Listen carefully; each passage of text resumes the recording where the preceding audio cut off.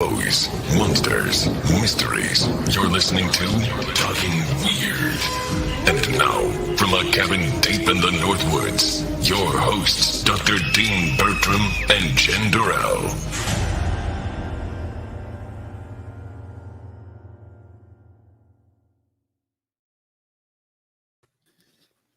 Well, hey, baby. Hey, baby. I'm all breathless because during the segue then, I had to wrestle with my damn roller chair. I have got where I record, but I have one of those plastic mats underneath and it had gone off the edge. And I'm like, get off back onto the... Yeah. Anyway, well, I'm a battle with my roller chair. How's everything on Planet Jen? Any exciting stories? I wish I had something exciting. Nothing fun. Just the normal. Well, happy Valentine's Day for Monday. Well, thank you. Happy Valentine's Day to you. I won't be with you, unfortunately. Right. Although it's not too far until we will be together again. And that's at MidWest WeirdFest at the Micon Downtown Cinema in scenic downtown Eau Claire, Wisconsin, from March 4 to 6 for, of course, MidWest WeirdFest. I'm excited. Oh, I'm super excited. And tonight's guest has a film, actually the world premiere of his wonderful documentary will be screening at the festival this year. He's had a prestigious career that began under the jurisprudence of the U.S. Treasury Department. During that process, he attained his U.S. Customs broker's license and occasionally was a paid consultant to the FBI in international trade matters. After 10 successful years, the work lost its appeal. He left his possession and sought another opportunity and childhood dream that would equally challenge him: film. Within 4 years, he had successfully earned invitation into almost every national arts organization: the Screen Actors Guild, the American Federation of Television and Radio Artists, Actors Equity Association, and American Guild of Musical Artists. He eventually joined the team of Rhino Production and began the foundation work that would eventually become Rhino Pictures. In addition to the hundreds of projects that he has written and directed, he has also produced several films, and his latest film, Alien Abduction Answers, which will be premiering at MidWest WeirdFest on Saturday, March the 5th, next month, is his watershed project where he finally was able to tell the true story of what happened to him as a child. So I'm delighted to welcome to the show John Yost.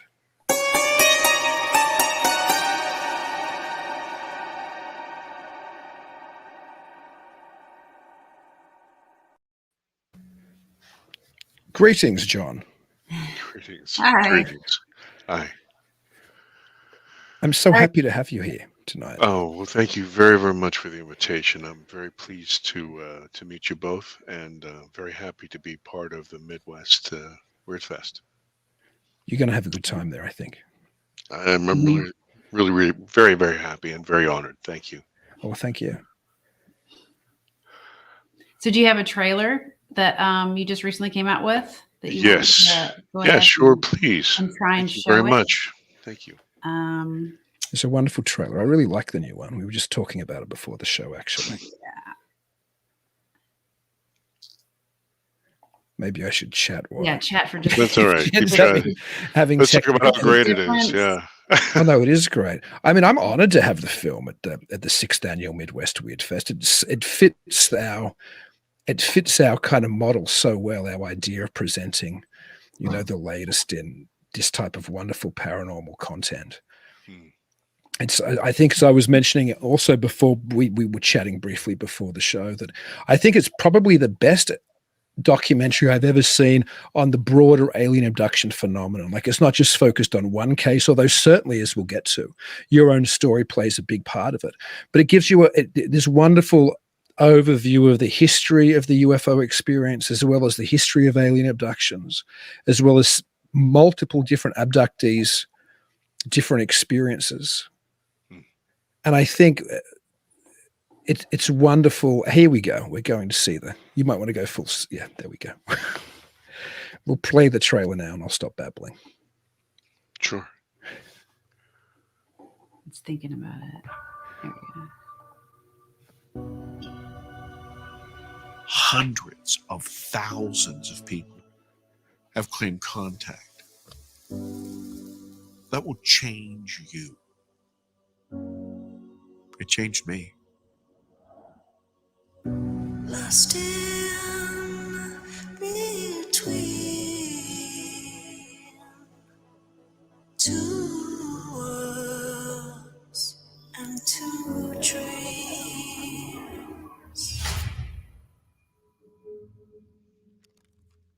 This was something that I kept buried for years. Strange things would happen. I didn't want anything to do with it anymore. He came at me, and I fought for my life. Ships started to pop up in the sky. And there's this bizarre disk of light. And it is moving across the sky very fast. The experience is often very terrifying. If I felt fear, I would crawl under my covers, hoping that it would go away, whatever it was. I know that we were put in that craft. I knew I was going to go to another planet. And the being was right next to my face. He saw two shadow beings. That's when I felt like I was going to die. I had a real encounter with something. Even if I had to live with the fear, is to know the truth, is to know.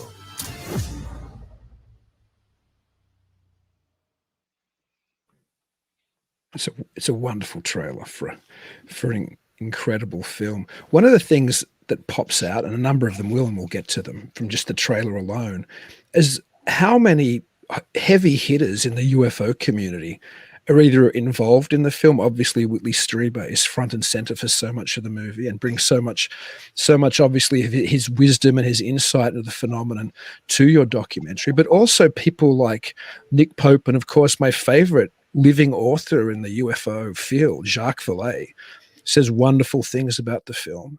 So it goes to show that it's already, even prior to being released, making waves within the UFO community. How did you reach out to those people, or did you know those people before the documentary, Pope and Vallée, for example, and the other people mentioned there? I only have one talent, and that is I beg better than anybody else you ever meet. No, what had happened was, actually, I have to go back to get to where you want the conversation to go. I had been midstream with the film, and I had been working with a woman who I consider my guardian angel. Her name is Debs Shakti, and she's a quantum hypnotherapist, and she's actually in the film. And I knew that the film needed some sort of concrete thread that wove all these stories together. And to my mind, the only person on the planet who could really do that would be Mr. Whitley Strieber, who's the author of Communion and 100 other books. And so she helped me through a friend named Mark Sims, and then we got to Whitley Strieber, and it was really, I attribute it to her. And then I spoke to him, and he is a very discerning man. I don't know if you've ever had a chance to talk to him, but he gave me, I want to say 10 minutes, and then 45 minutes later, he said, we should talk again. Everything I said to him, he filtered through these years of experience, and finally he asked me, well, what did I want from him? And I was hoping that he would see some of my other work and realize that I would be honest and very careful in my handling of this subject, and that he would trust me. And he did.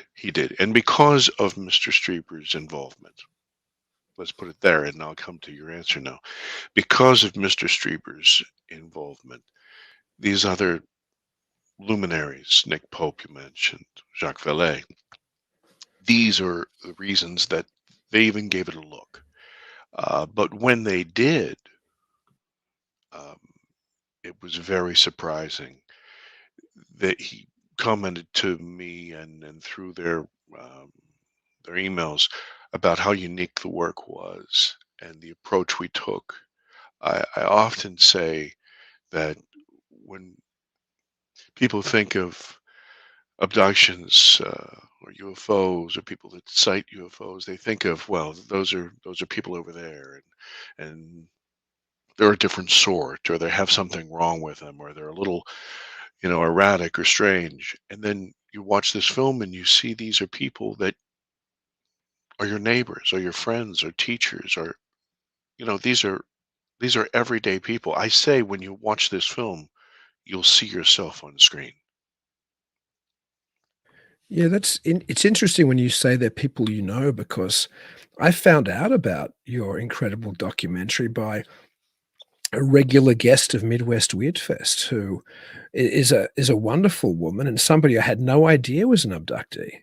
And that's Alana, who's in your film. And so it was such a surprise to hear from her that she'd had experiences, but she didn't go into detail with them when she introduced me to the film. But then to actually hear them on screen and to watch them, and to know this is somebody I've known since probably the first year of the festival. So what's that? 5-6 years, who's gone through this ordeal, and I had no clue. I wonder how many other people we have things to do with in day-to-day life who are experiences and we don't know about. Yeah, it's Ray Hernandez. I don't know if you know that name, but he wrote a book called Beyond UFOs, and he's been on the circuit for a while speaking. And he talks about the modalities of this phenomena. One of the things that he mentions is you cannot speak to a circle of friends or family without finding someone in that crowd who's had something strange or paranormal happen to them in their lifetime. And it's so true. This is what I have discovered through my studies is this is a condition that exists permanently. We are the ones who are touching it accidentally. We bump into the wall.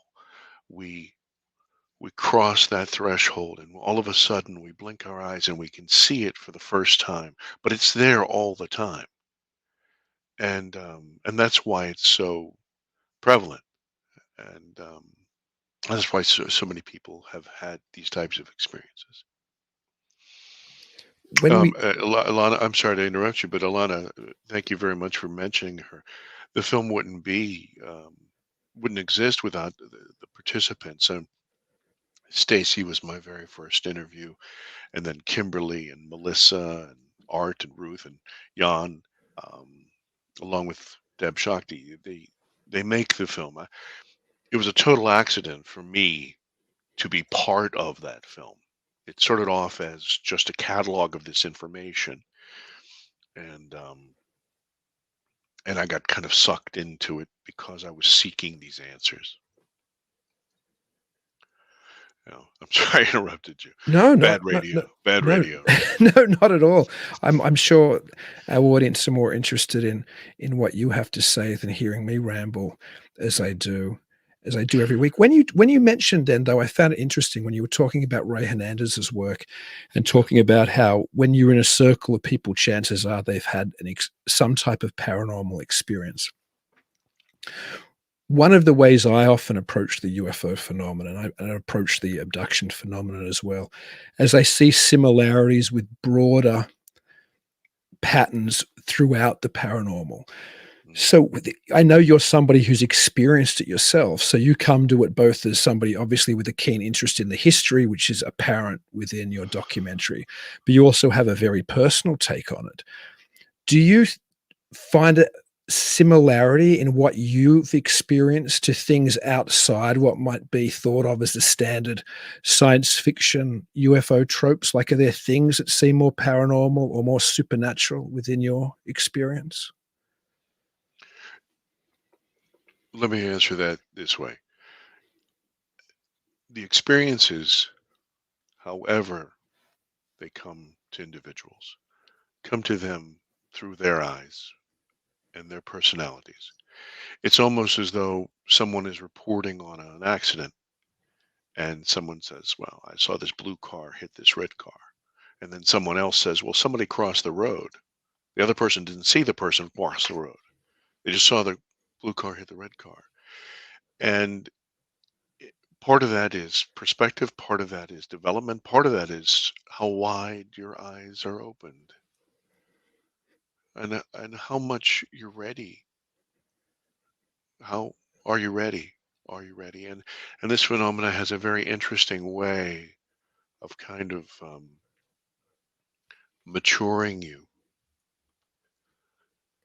stretching your boundaries, seeing how much you're willing to participate with it, but never really going too far. There are so many,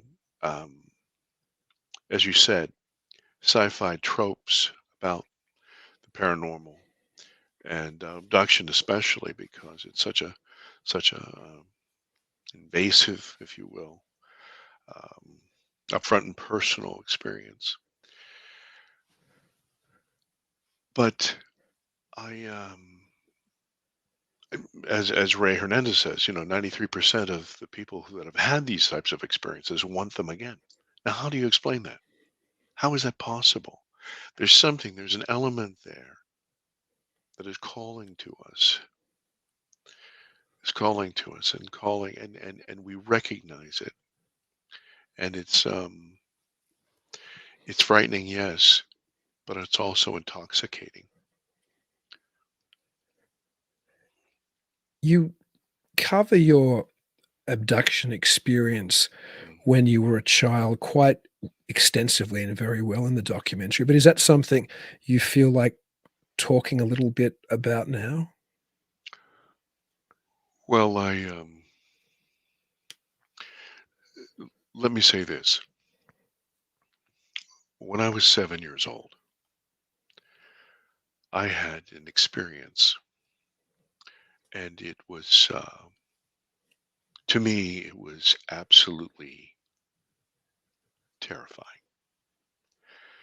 And I remembered it clearly, and I had an accident. During part of the experience, I fell down some stairs, and my parents were awake, and it happened late at night. And they wondered what happened, and they searched the house, and they did, the whole thing with the mom and dad. They look under the bed and say, no one's here, and this sort of thing. And they calmed me. And what happened after that was a day or so later, I was playing. It's time to take a bath, and my mother noticed that there was a mark on my shoulder. And she said, honey, where did this come from? And I said, well, I told you. And my father was not very open to that idea. So a few days later, there were a lot of kids. I grew up in a family of 6. And a few days later, my father was taking me to the doctor. And that was a unique thing because when you have so many children, you always take all of them at one time. But I was only going. And when we got to the doctor, my father said in the car, now listen, when we get in there, I don't want to hear any of this stuff. And I love my father, I'm the eldest son, and I would do whatever he wanted. So we got in there, it was a cursory exam, and then all of a sudden the doctor went to my shoulder, and he had been instructed by my father. It was pretty clear that he had been directed to do that. And he looked at it, and he marveled at it a little bit and asked me what happened, and I could see my father in that corner. And he gave me that look. And so I said, well, I was just playing, I fell or something. And after that, my father said, listen, you just keep that to yourself. I don't want to hear anything about that. And my mother was terrified by what she had learned. And that's when I mention this because both my folks are passed now. That's when she really started to abuse alcohol.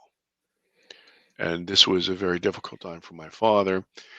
And he didn't want to talk about it, and it just stirred up problems in the family, and eventually they became divorced, and it was very difficult. My mother raised us all. She's a hero. God bless her. Um, but it broke up the family, and I lied about it for over 45 years. I mean, I tell my friends, I say, I made this movie, and it kind of explains all this stuff about this abduction, and I was abducted, and I said, this really isn't a resume builder. I don't know what I'm going to do after this. It's pretty much going to ruin my life, but it's the truth. But I'm kind of a easygoing guy, and I laugh a lot, and I tell a lot of jokes, but really that's kind of a defensive mechanism to kind of protect me from this. But what happened, my point about that was this, that was a firm memory, waking memory of my life, and I was told to lie about it, and I have a physical mark from it. And what had happened was, this movie is actually, as I mentioned, is an accident. Um, uh, you said it in your preamble to the show that I work for Rhino Pictures, and Rhino Production has been around for 38 years, and we've done a lot of commercials, and we're guns for hire, right? So Esquire or Fox or one of the big cable companies, they come to us and they ask us to do something. We send out a crew, director, producer. We take care of it, and we started to make films and television shows. And so here I am in the middle of this, and we have an opportunity to work on a project, and I will leave the name of the project out. But it was about this subject. And of course, I was fascinated by it, but I was also petrified by it. And on that shoot, I witnessed a craft that was about as big as a Volkswagen. And my cameraman and I turned around. I said, "Do you see? Oh my God, do you see this thing?" And I could have hit it with a baseball. I mean, it was about 30 feet away. So that started to work on me. And remember, we're guns for hire. We're not, this is not a written film. I'm not doing something for myself. After that situation ended and we finished that job, there was somebody who came to us and started to say, "Listen, I'd like to do a project with you, and I'm going to hire you guys in this." So I was very involved in the production, very involved in the writing and the putting it together. And then something happened that changed everything for me. We were with a group of people at night doing a night shoot, and I was helping my crew load the gear into the van. And one of the participants in the film said, "Hey, listen, did you see that kind of energy over there in the forest?" And I wrinkled my nose, and no, I didn't see anything. And so they said, "Well, come here. Well, I'll show you." And so we started to walk. I said to my crew, I said, "Well, listen, I'll meet you guys for dinner. We're going to have a late dinner." And I started to walk towards this tree line. And as I did, it was about a football field away from me. As I did, I got about 20 yards from the tree line. And just then, in the middle of the forest, a beam of light, like an amber flashlight, if you will, very powerful, comes out and literally hits me in the sternum. I was shocked. I said out loud, I have a deep voice, but I think my voice cracked. I said, "Oh my God, did you see this?" And the person with me said, "I do." I calm down, calm down. They had some experiences, and they said, "Calm down." Then, just as I was finished saying that, something comes out of the top of the tree line, makes a circle, and goes back in. And I said, "Did you see that?" And just as I said that, it almost looked like if I held up a piece of glass and somebody drummed their fingers on it, there were these little lights that came on in the forest. And I said, "Oh my God, do you see that?" And just then, the entire forest, to my vision, lit up like a Christmas village. And these lights came out at me, undulating toward me. And as they touched me, I could feel this cold air. And you've probably seen a peppermint patty commercial or heard one, with that cool breeze. That's the way it felt. And it burned, but it was cold. And I was, and as they hit me, they disintegrated, evaporated. And I was kind of in shock. And so the person who was with me led me back to my car. And they asked me if I was all right. I said, I really have to process this. I have to unpack this. I have no idea what the just happened. And I get in the car and I'm searching for some sort of like anchor. I want to be grounded again, right? So I call my crew. I said, I'm going to meet you guys for dinner. And they said, we ate dinner 2 hours ago. Where have you been? And I'll tell you, 15 minutes had passed for me. It was a long drive back to the hotel. And when I got back, I said, I really have to face something here. There's something is trying to get my attention. And it was almost as though whatever that was saying to me, we see that you see us. Take notice, there's something going on here. It was some sort of communication. I'm not bright enough to tell you what it was. I just tell you how I interacted with it. And at that point, I wanted to explore what had happened to me as a boy. I said, this is tied together. I know it must be. It's so wild and strange and weird. I've got to explore this. So it all started with a bunch of questions. And then I thought, well, I'm a chicken. So I'm going to do this third party, right? I'm going to ask other people to tell me because I'm a chicken. And what I discovered was every time I spoke to them, I was convicted in my heart. I wasn't telling the truth again. I was holding back. And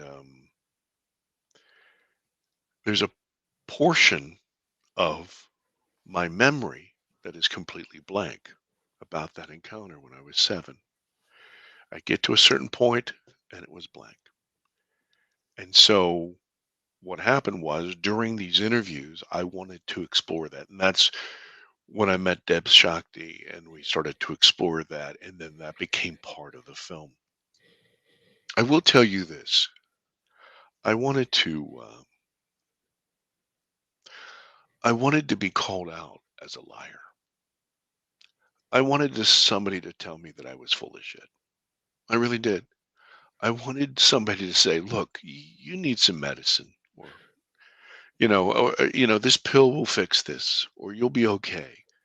And I had an opportunity to speak to 2 gentlemen, names you're going to know. I spoke to a Mr. Lynn Buchanan, who is a world-renowned remote viewer with the original Stargate. And I wanted him to tell me that I was a charlatan. I begged him to. And he spoke to me privately and he said, no. He said, look, this happened to you. And it's not a question if it happened to you. He says, what the hell are you going to do with it? What are you going to do now that you know the truth?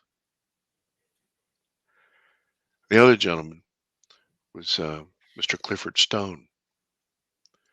And unfortunately, he passed away, poor man. But what a soft and wonderful man. And I was interviewing him, probably one of the last interviews ever that he had. And right in the middle, he didn't know anything about me. And he looked at me off to the side as I was asking questions.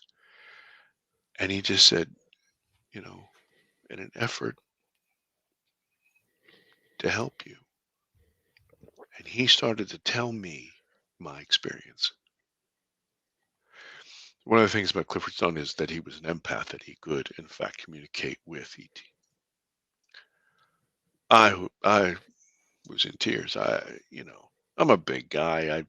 I'm not really afraid of anything. I'm kind of a black and white kind of fella. But that little man brought me to my knees. And so what happened was I took all of this and I said, I want to know. It, I, okay, I'm not a liar. That's fine. Then what is this? And what does it mean? And what does it mean not just to me because I'm a nobody? What does it mean to people in general? What does it mean to you? What does it mean to our country? What does it mean to the world? What does it mean? And I'm not a prophet and I'm not a messenger and I don't know. I'm not trying to convince anybody. What I'm trying to do is I'm trying to ask these questions that people are afraid to ask. You know, it's one thing to see those bright, shiny lights in the sky or watch these videos from the Navy, and there are some great filmmakers who are working with that, and God bless them. God bless them. But that's not what I'm talking about. I'm talking about what happens when you are face to face with an entity that can touch you and you can touch them. This is an entirely visceral experience. And what will you do when it happens to you? And that's what this film's about. When you mentioned before you thought that it was like the phenomenon, whatever it is, was trying to get your attention, perhaps again, when you were struck by that temperature change and the light and that whole experience.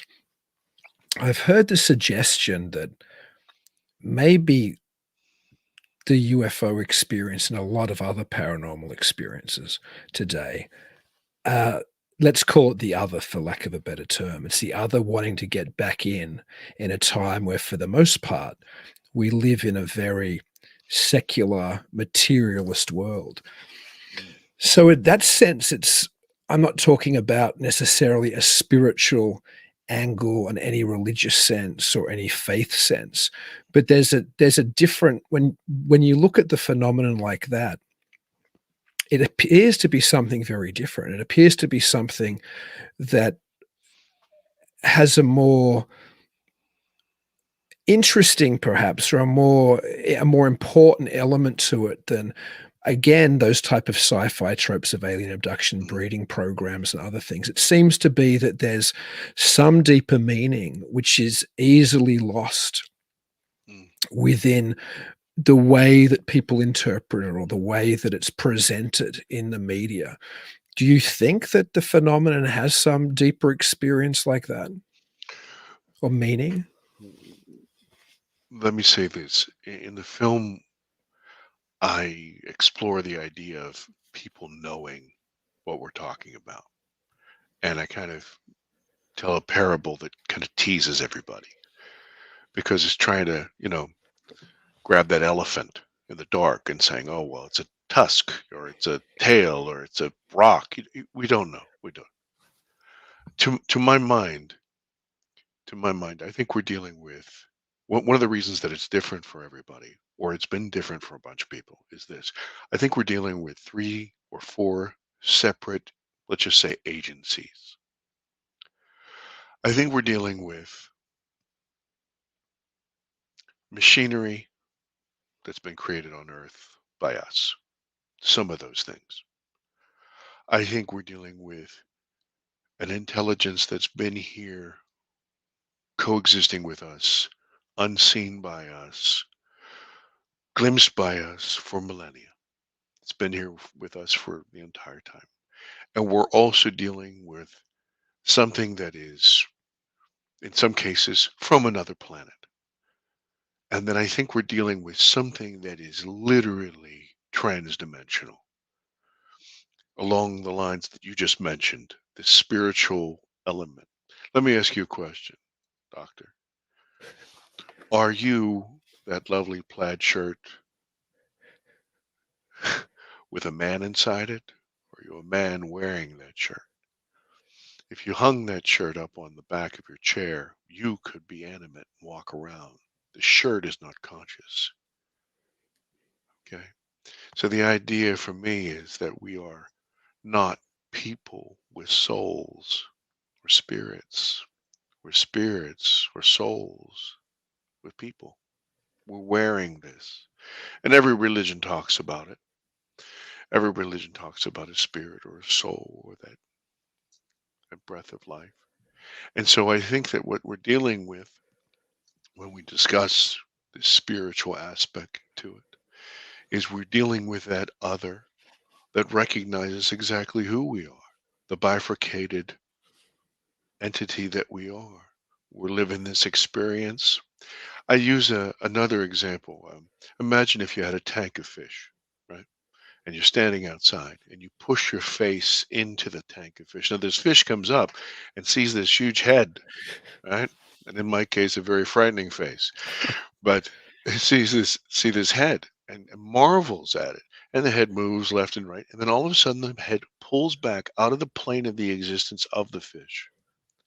Well, the fish he's nonplussed. And so he turns around and he tells all the other fish about this. The fish come up and they say, there's no proof. It never happened.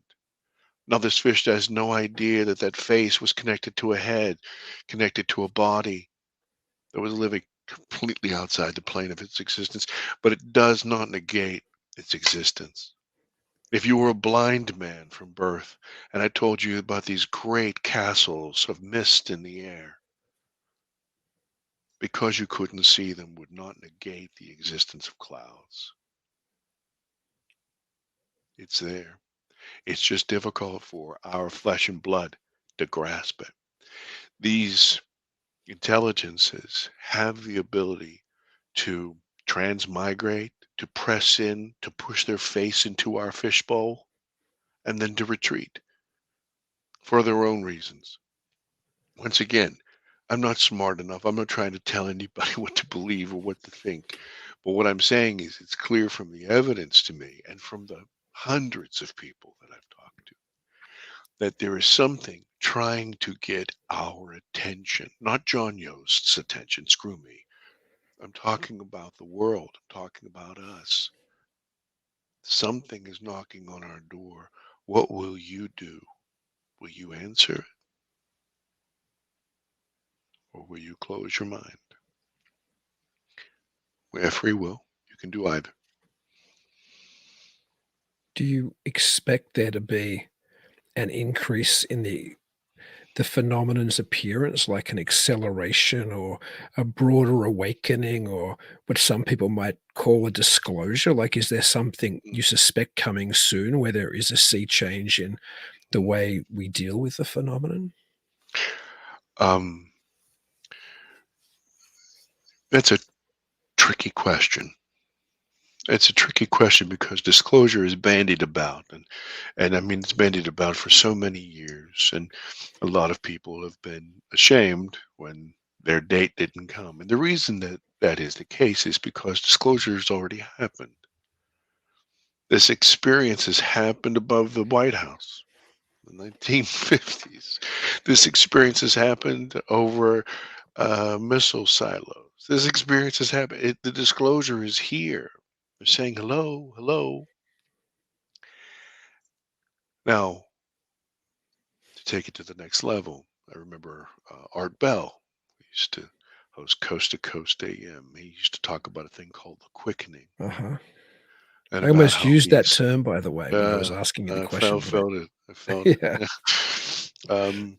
But you know, this quickening, this acceleration, I will tell you that it is my opinion that that quickening, we are in the middle of it. You know, the powers that be start to recognize this thing, and they've known about it for a long time. But they, you know, what they share with us is just the tip of that iceberg.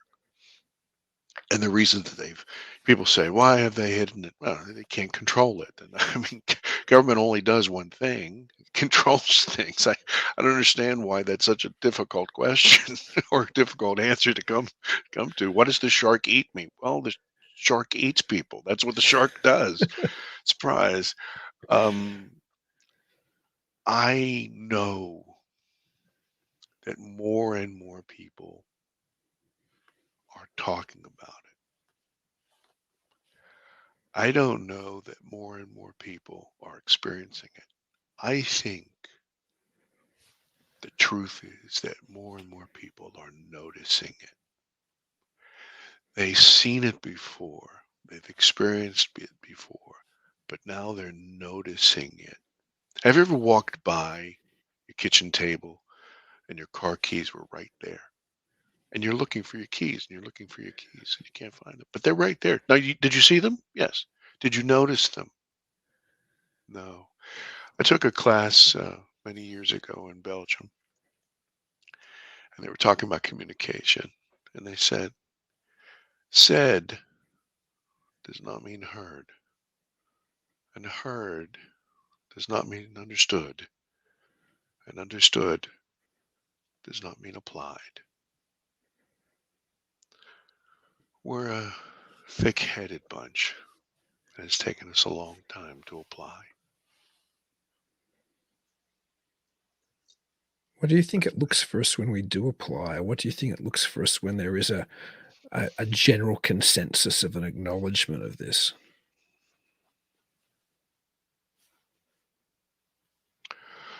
What happened on your first day of university? The world opened up to you.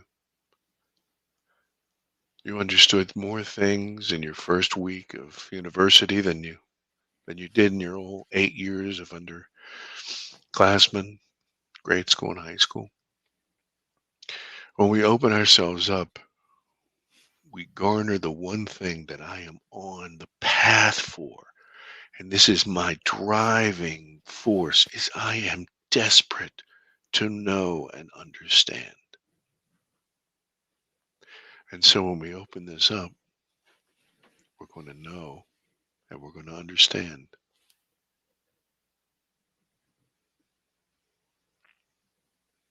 Jen, you haven't asked anything yet, and I know I've been, as usual, whenever it comes to UFOs and this type of thing, I always hog the conversation. But you're somebody who's an experiencer type and an empath. Like, you've had paranormal experiences. Is there things you want to ask John in relation to your own experiences, or? Well, sure. I just was keeping my mic down because of my audio issues. But I am kind of a little curious about when you talked about when you were a kid. You didn't mention whether you had siblings or not. Did anybody else in your household experience anything, or was it just you? At the time, I had 4 sisters. Okay. And I was about to have a baby brother. They slept in a separate room, and they didn't report anything. I know as adults that we've had brief conversations, especially because of what I've been doing, and they've mentioned things, but I think that it's they're still at the point where it is so frightening that they have a difficult time talking about it. And by the way, in the film, we address fear. Fear was my number one problem. My absolute, it froze me. In all cases, I was petrified. And as I said, pretty big guy. I'm not really afraid of anything. But this particular thing, have you ever been in a swimming pool and you about chest high, and then all of a sudden the floor drops out from underneath you, and you're in very deep water, and you didn't expect it? That's how it felt. It felt like drowning all the time, all the time. And I can understand why people avoid this. Think about this. How many people do you know that if you said, listen, I have good news and I've got bad news, that would say, listen, give me the bad news first. Not bunches, not bunches. If you tell them, well, listen, you're really kind of this speck on a speck on a speck on a speck on a speck on a speck in the middle of this sea of nothing, and then surrounded by dust and other things. And if you want to plan your life, good luck, because anything could happen to you now. Folks, if we dealt with that, if our ego was crushed like that, we would lose our minds. So people desperately cling to their beliefs, to the mores of their life, to their comforts, so they won't talk about it, even though it's right in front of them. Those card keys, Dean, pick them up off your kitchen table. Yeah. So when you had that encounter with the amber light you mentioned, so you felt that actually hit your chest? Yes. Yes. Huh. It felt like a physical impact. And I do recall taking about a half step back. And that's why the person that I was with said, take it easy, relax, calm down. I was shocked, and then I don't know what this will do to your audience, but I, for my past work and whatever, I used to carry a weapon, and I literally, when that happened, and it hit me in the chest, I reached for my sidearm, which I did not have. In my experience in this phenomena, nothing offensive or defensive should be used. If you're coming toward it with honesty and an open heart, then that's just not words. It has to be complete. And that was very difficult for me. Very, very difficult. So yes, I did. I'm Irish, so you're going to ask me a question, and I'm going to quote Shakespeare or something, or sing you a song, or I'm bore you Irish some too, other so I way. understand. I need some Jameson right now. We'll have to have a Jameson at the festival. Oh, yeah. Anyway, it's Wait, interesting. you said a dirty word. You said a. Oh. Oh, okay. Several With Jamesons. singular. No. Singular. Go ahead, sir. I'm sorry. That's all right. You spoke then about not dealing with the phenomenon with either any type of offensive or defensive tactic.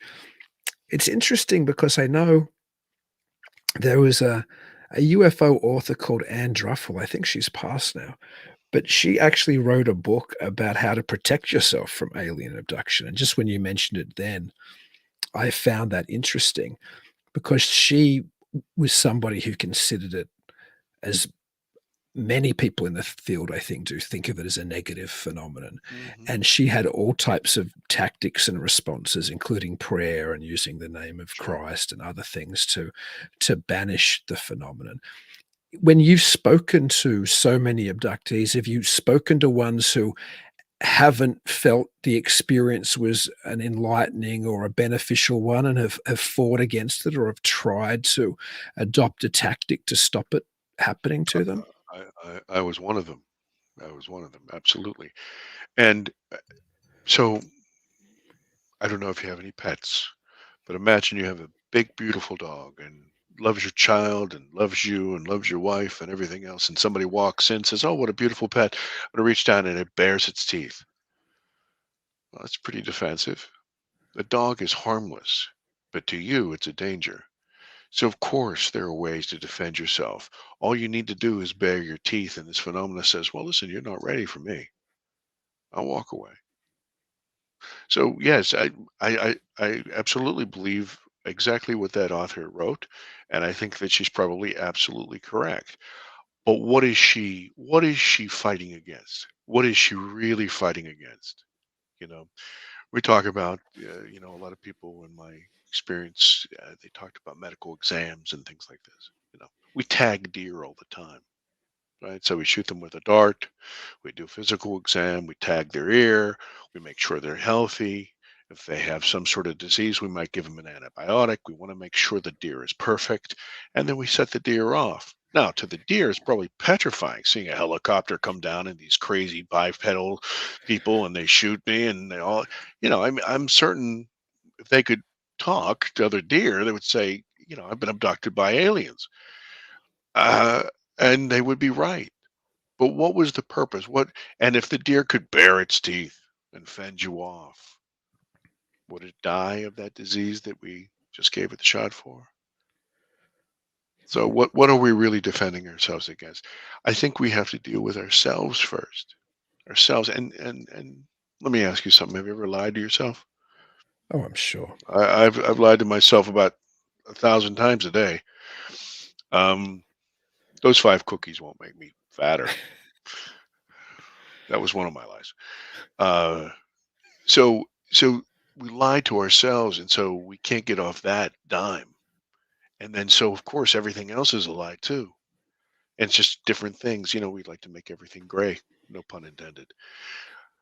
So yes, there are people who defend themselves and fight against it. I was one of those people. And then what happened was, I'll circle back to a question you asked me.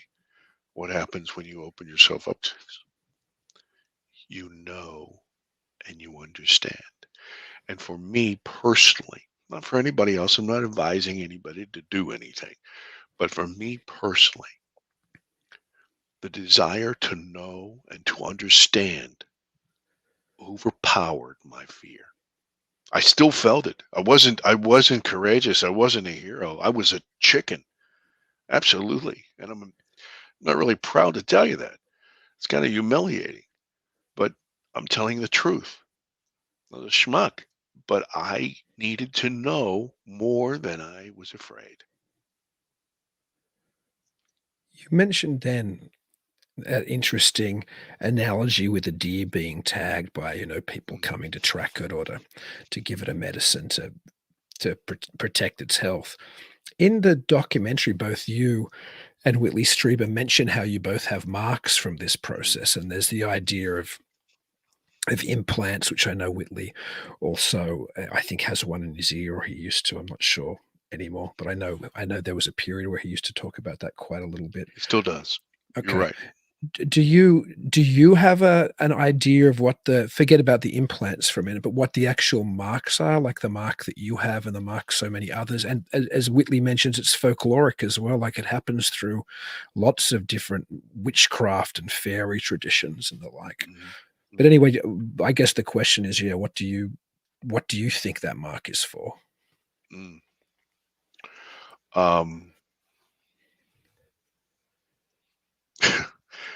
Well, I can't speak to anybody else's mark, but mine is permanent. It's very raised. In fact, you get a glimpse of it in that promo. Somebody asked me if it was a smallpox shot, and that's on my right arm, in the center of my bicep and tricep. This thing is on the top of my shoulder, and if you look very closely, it looks an awful lot like a thumbprint.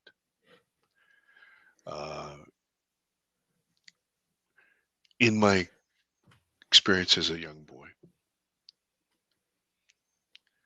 towards the end, I was standing at the top of some stairs with my back to the stairwell, and the stairs were hardwood.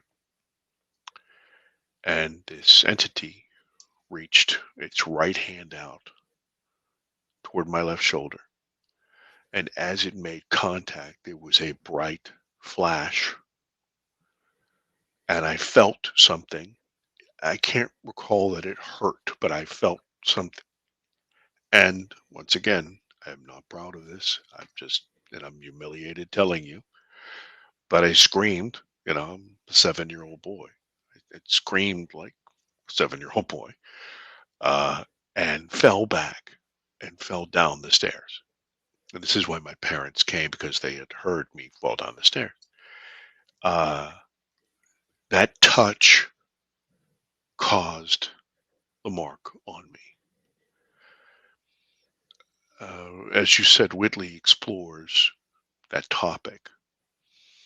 And I don't know that I have an implant. I have no idea. But I am permanently marked. And so I don't know what that means. Does that mean that there's something or some form of recognition? Or does it mean that I've been been stamped by the inspector? I'm ready to go out on the show floor. I have no idea. I have no idea. But it is. I will tell you this though: there are times when you can feel the heat coming out of it. So it changes temperature and it also changes color. Oh, Yeah. So fascinating. I'm not really answering any of your questions. I feel terrible about that. But Well, some of these questions I don't think there are. Certainly, there's not easy answers to, and some of them there probably aren't any answers to. But you were absolutely just fascinating to talk to. I can't wait to talk more to you, and I can't wait to present at MidWest WeirdFest the world premiere of Alien Abduction Answers, and that screening takes place in Eau Claire at the Micon Downtown Cinema on Saturday, March 5. You can get tickets now or find out more about it at midwestweirdfest.com. But how do people go about checking out what perhaps the film's website or whatever else you're up to? Or can you give us some URLs or how people, Sure. check out what you're doing? They can. The name of the film is is Alien Abduction: Answers, and you can find it on Facebook. You can find it on IMDb, and we are in the process right now. We've had a very, very wonderful round of pitching to all of the big streamers, everybody from Netflix to Pluto and 30 other ones, and we're probably going to find out something before the actual premiere about where this is going to go. But it's going to be available. The film will be available to everyone probably the end of March, early April. Fantastic. Well, I'm just so glad we got to show it to people first, John. We'll have to have you back on and chat about it more sometime. I'd love to talk more about your experiences, and you have a lot of insight into this. So it was a very enjoyable discussion. Well, I thank you both for being so patient and lowering your standards. Oh, far from it. But until we talk again, John, you take care of yourself and keep it weird. Yes, sir. Bye. Thank you for joining us tonight. If you're interested in checking out more episodes, you can find us at talkingweird.com. If you haven't already, please like the show on Facebook, Twitter, and Instagram at Talking Weird Podcast. Make sure you never miss an episode by subscribing to Talking Weird. We're available on most podcast platforms and YouTube. And if you do enjoy the show, please leave us a review. Dean and I would really appreciate it. Until then, stay safe and keep it weird.